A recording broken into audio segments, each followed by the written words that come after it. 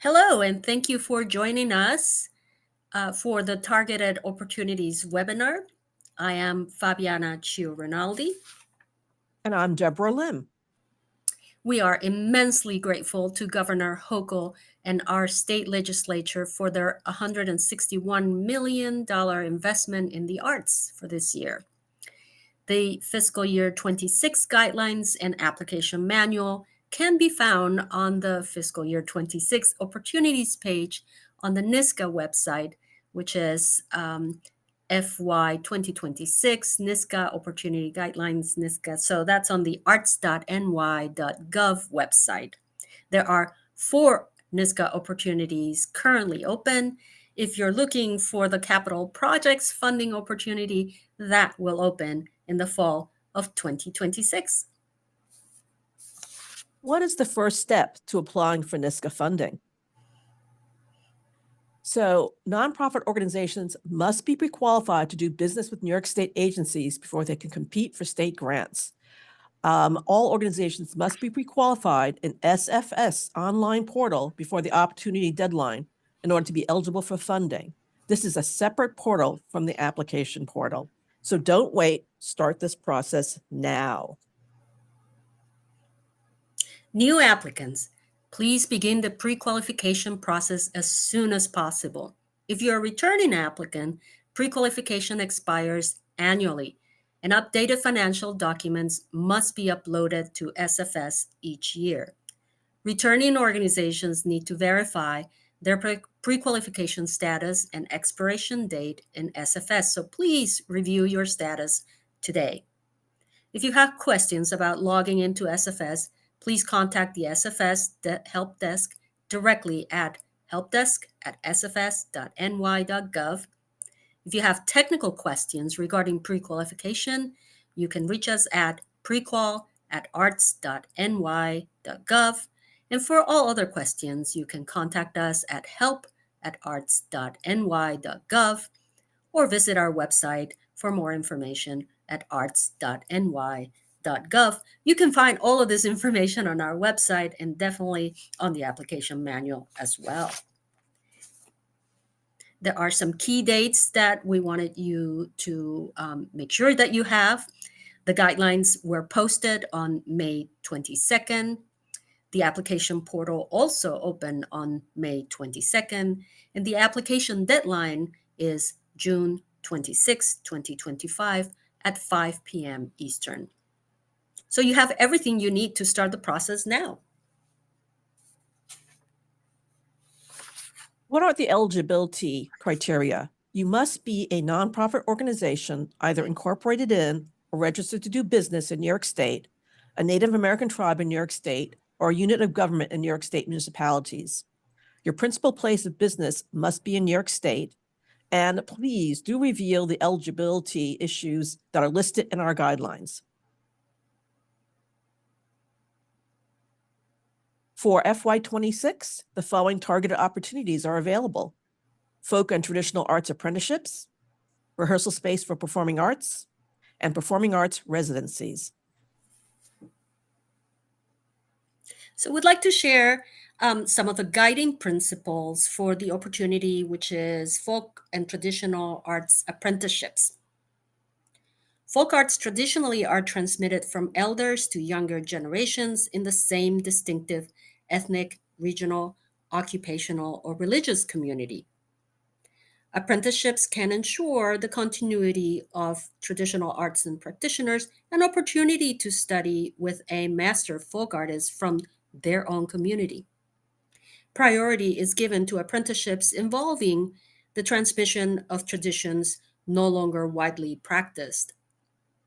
Important note is that this opportunity is for a one-year apprenticeship, and the award is for $10,000, which is to be split between the master and the apprentice. There are 2 areas under which your application will be reviewed. Under creativity, you will be asked to provide answers regarding the following. Describe the folk art form to be explored during this apprenticeship and which tradition it is rooted in. Be sure to discuss the ways this art form is currently practiced in the community where the master artist lives, works, and by whom. Identify the master folk artists, including the individual's experience practicing and teaching the art form. Identify where and from whom it was learned. About the apprentices, please identify the apprentice, including the individual's experience in practicing the folk art form, and explain how and why the apprentice was selected. If the master and the apprentice have previously worked together, please detail the past association and why a new apprenticeship grant is needed. Detail the level of ability or accomplishment which can be achieved through this apprenticeship. Next, please.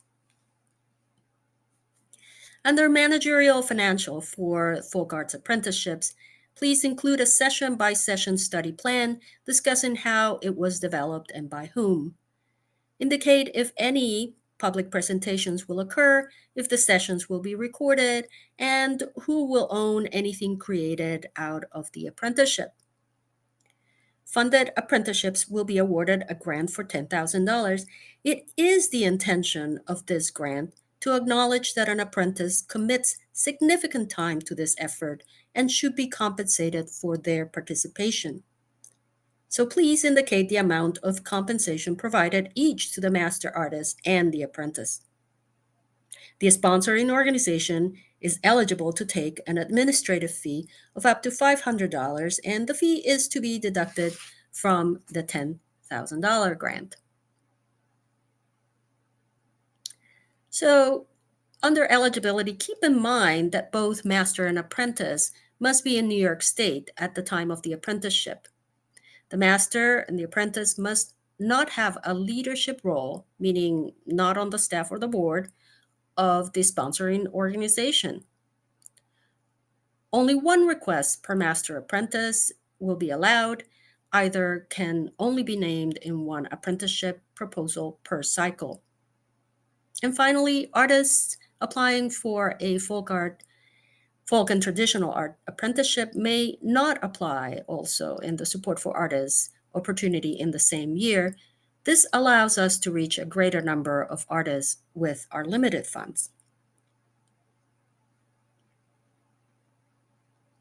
Regarding supporting materials, there are 4 required materials that should be also uploaded onto the application website, and that is a letter of commitment signed by the master and the apprentice, a list of the board of directors of the sponsoring organization, a letter of agreement between the sponsoring organization and the artist, and definitely recent images and videos. Now, you can find out more about the specific details about submitting the supporting materials in our guidelines. Please check the guidelines.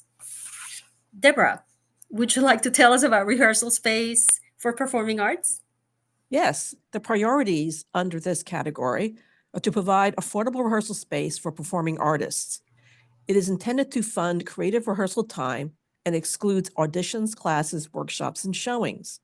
NYSCA subsidized hours may not be used by the applicant organization, including its own programs or resident artists. NYSCA subsidized hours must be publicly available and marketed to the performing arts field. This is an open rental process. It is not curated. We expect a minimum of 1,000 hours each year that will actually be utilized for calendar 2026 at a rate of $10 or less per rehearsal hour. No single artistic entity may use more than 10% of the subsidized hours. The applicant must be able to demonstrate site control, either own or lease, of the subsidized space, and have previous experience offering and managing a rehearsal space program. That's important. That's a new requirement. Fiscally sponsored organizations are not eligible in this category, 1 request per organization, and the awards will range from $15,000 to $35,000. Next slide. So the information section at the top of the application portal will indicate that we want some answers to various questions, and these are just fields. So things like project request amount, total project expenditures, total number of subsidized hours projected for actual usage, subsidized rate per hour, etc. Now, under the criteria, we have 3 areas that are reviewed for rehearsal space performing arts. There's creativity, and the questions include under this heading, list the disciplines to be served. You may decide that your space is really only appropriate for dance, and that's fine. But it might also be that you decide that your space can be used by dance, music, and theater. So it could be whatever disciplines seem appropriate for your space. We also want you to describe the space, including physical dimensions like length, width, ceiling height, and whether there are any obstructing pillars. In reference to the idea of what disciplines you're serving, please list the nature of the floor service if you're using it for dance, soundproofing for music, whether it's approved for use by the Actors Equity Association for theater, and any other amenities relevant to the artistic discipline you plan to serve that are not listed in the next section below. So under amenities and equipment, there's a series of yes and no boxes to indicate the existence of various amenities and equipment, such as dressing rooms, restrooms, windows allowing natural light, heating, air conditioning, sound, video and/or theatrical lighting, etc. Note if additional fees are required for use of any of these items or equipment and the amounts. Under the public service area, please describe how space rental is promoted and marketed, including outreach to artists and arts groups from underrepresented communities. Describe the rehearsal space booking process, and tell us what the days and times the space will be available for during the week. Managerial and financial. What rental rates will be charged under the proposed NYSCA subsidy? You can't charge any more than $10 an hour, but some people will charge less. So please let us know. Detail administrative oversight for this program. Describe the manner in which the organization has previously rented space to outside artists and performing arts groups. Are the organization's rehearsal facilities owned or leased? If rented, give the date the current lease expires and provide an explanation on plans for retention of the space should the lease end before December 31st, 2026. And that's because if you receive a grant for this project, it goes through calendar 2026. Some of the required supporting materials are listed in great detail in our guidelines. So I'm just going to highlight what you're supposed to put into the system. And in one upload as a single PDF, we want photographs of the studios involved in the proposal, your rehearsal space project budget, and a URL link to publicly accessible location on your website describing your rehearsal space availability, and a board list. Underneath the other upload section is organizational financial documents. So please upload your statement of activities showing both revenue expenses for the fiscal year ending in 2024 and an approved budget for the fiscal year ending in 2025. And please see the guidelines for more details. The organizational information on your finances is a new requirement in this category this year. So the next category is performing arts residencies. And here the priorities include that the applicant must be a performing arts ensemble or company, not the residency host or organizer. It should provide an opportunity to expand the reach of artists across New York State, should provide time for artists to create new work and engage in educational and outreach programs with the community. It prioritizes projects that bring underrepresented art forms or genres into a community or region. Residencies must take place in New York State, but outside of New York City. The residencies should also take place outside the applicant's home county. This is all tied into the fact that, again, we say bring underrepresented art forms or genres into a community and region, and that's why we want it to be outside the applicant's home county. Must occur over 3 consecutive weeks and include a public performance or performances. Fiscally sponsored organizations are not eligible in this category. Should be only 1 request per performing arts company, and the residency host should not appear in more than 1 residency proposal per funding cycle. That's also a new requirement in the performing arts residency opportunity. Awards will range from $15,000 to $35,000. Here are the questions that you're going to be answering under the performing arts residency area. Creativity, provide residency location, hosts, and time frame. Describe the goals for this residency project and how the creative time will be utilized. Describe how this residency aligns with the organization's mission and artistic and cultural vision, its significance, and the creative and innovative contribution of the residency to the field, artists, and public, and the community it's going to be held in. Under public service, please detail plans for educational and community outreach and public performances. Detail the marketing and audience development plan to promote your residency and public activity. Include any specific efforts to reach underrepresented individuals, communities, and local arts groups. Describe the audiences and communities to be served during this residency.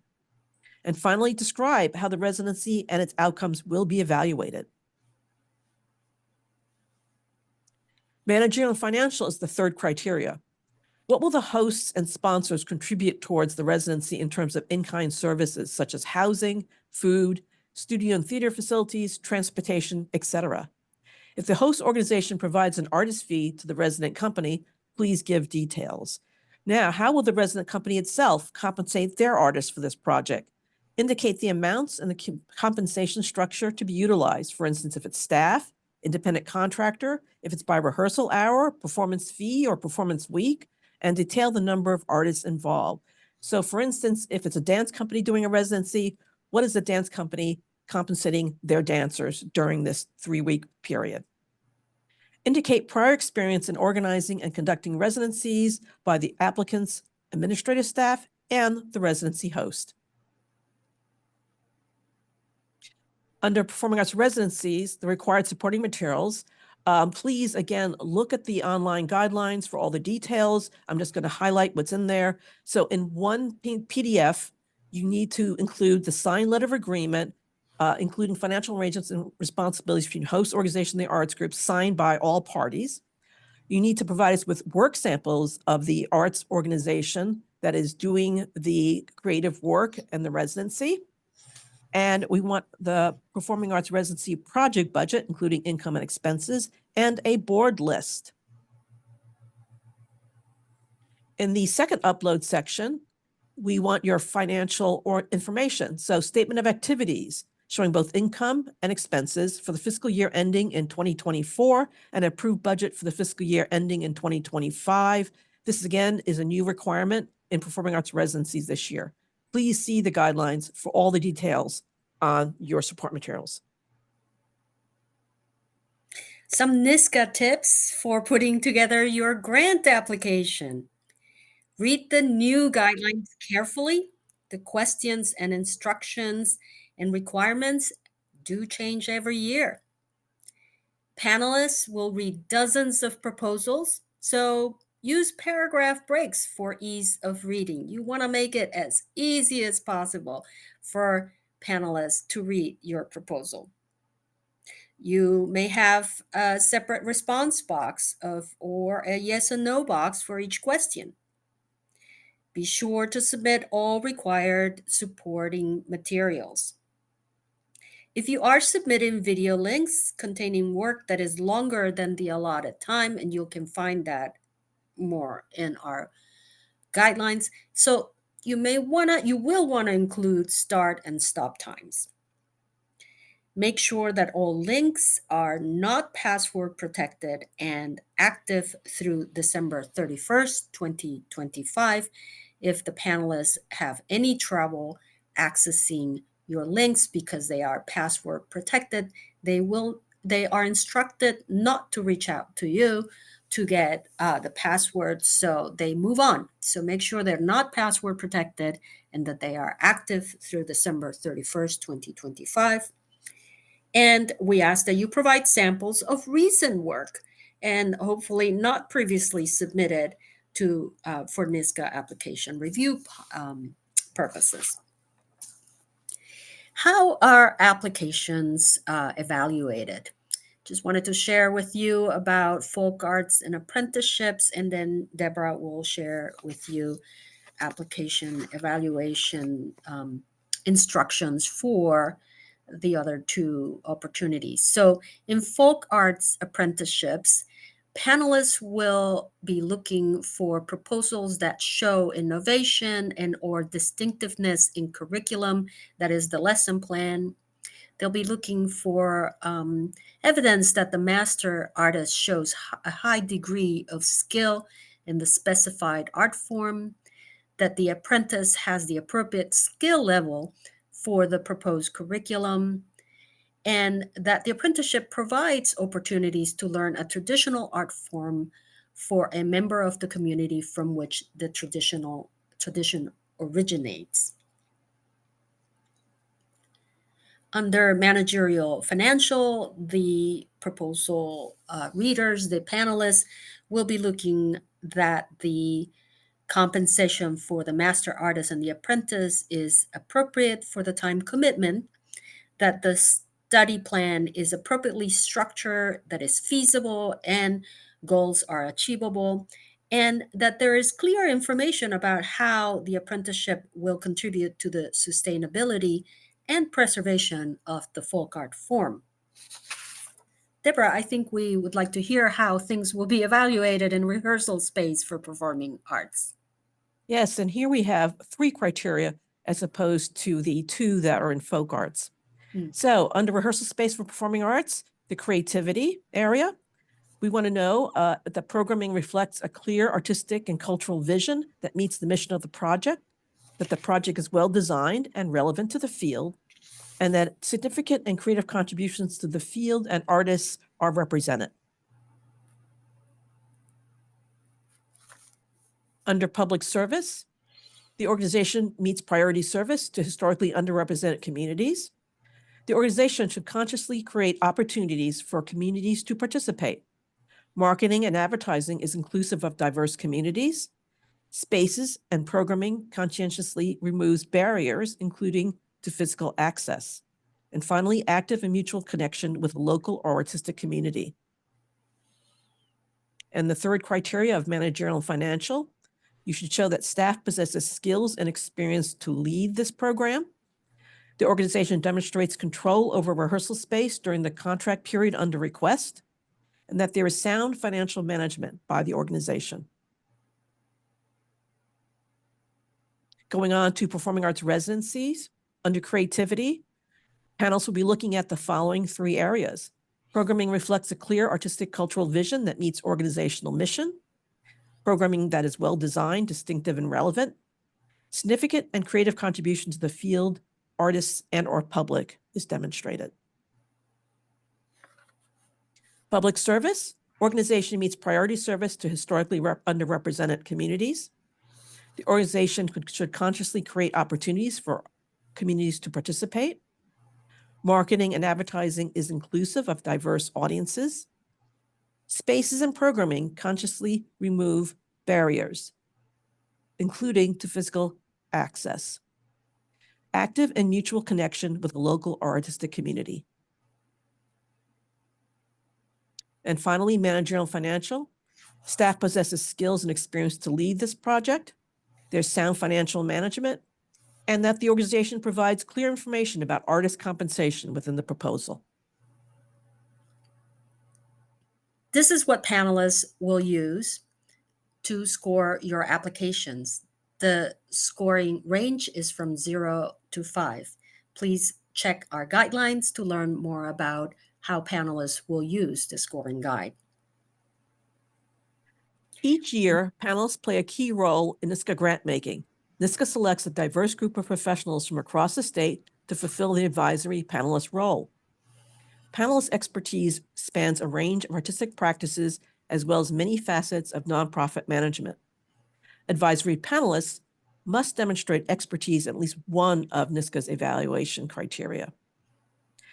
NYSCA is currently seeking panelists from all 10 regions of the state, and the 2026 panels will be conducted virtually.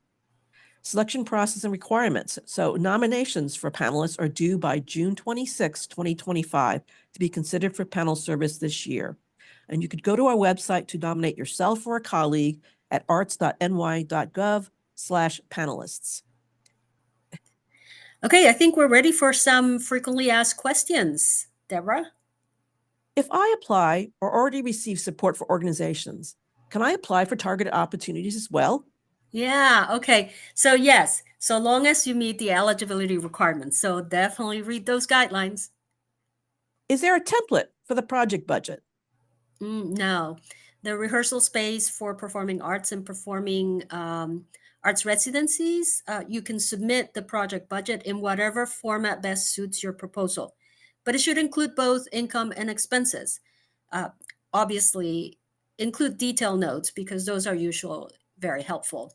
Now, for apprenticeships, those expenses should be outlined in the managerial financial narrative section. In apprenticeships, can the same master or apprentice apply for more than one grant? No, no. Either one can be named in one apprenticeship proposal per year. Can an artist applying in apprenticeships also apply for support for artist opportunity? No. Artists applying in the folk arts apprenticeship opportunity may not also apply in the support for artists opportunity in the same year. And we do this so that we can reach a greater number of artists with our limited funds. Can an apprenticeship include more than one apprentice? Yeah, well, depending on the circumstances, one or two apprentices may be part of the same proposal.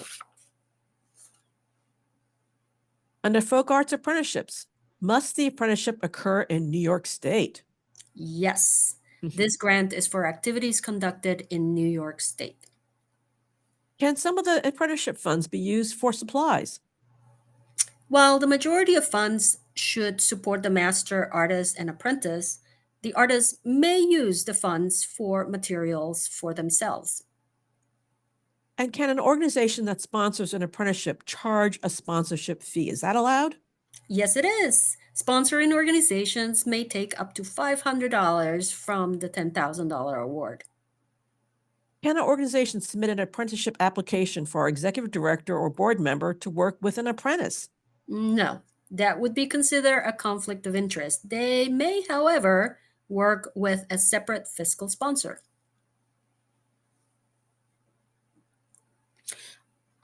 So these are for you, Deborah. Under rehearsal space for performing arts, can the subsidized hours be used by artists or companies that are part of my organization's residency program? No, subsidized hours must be available through an open process on a first come, first served basis.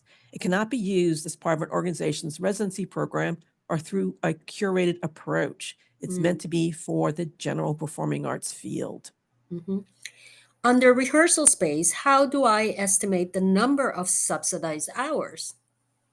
This should reflect the number of subsidized hours that you are estimating for actual usage by outside performing artists and companies under your rehearsal space program. It's not the number of hours being made available on the schedule. So you will need to make an educated estimate based on prior rentals and availability of your space during calendar 2026.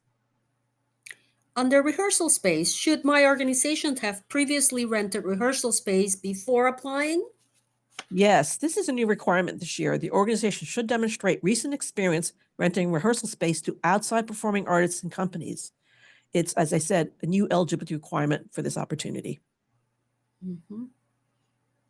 Under performing arts residencies, as the host organization or residency organizer, can I submit the application? No, the applicant must be the artistic entity in residence involved in undertaking the actual residency activities. So it's like a theater company, a dance troupe, or a music ensemble. Is a signed letter of agreement between the residency company and residency host important? Yes, it is a requirement for this area of performing arts residencies. It really is important that sets out the responsibilities of all parties and the financial arrangements, and should include as much detail as possible about your community educational outreach and the residency timeline. Additionally, the letter should confirm that the residency host is only involved in one performing arts residency request in this funding cycle. Again, that's a new requirement this year. So, if you have technical questions like Smart Simple questions or SFS or pre qualification, please reach out to help@arts.ny.gov. If you have opportunity-related questions, you may contact program staff in the funding area most aligned with your request. And you can reach us at arts.ny.gov/contact. We would like to ask that you submit questions at least 2 weeks before the deadline. Please note that we do not review written draft application materials. Office hours will begin in June. Schedule and registration will be posted soon on our website at arts.ny.gov. You can reach us beyond the webinars and the office hours. And a reminder, don't wait. Pre-qualify today. Please confirm that you are pre-qualified if you are a returning grantee. Thank you so much. Thank you for joining us, and we wish you all the best in pursuing your NYSCA applications for 2026.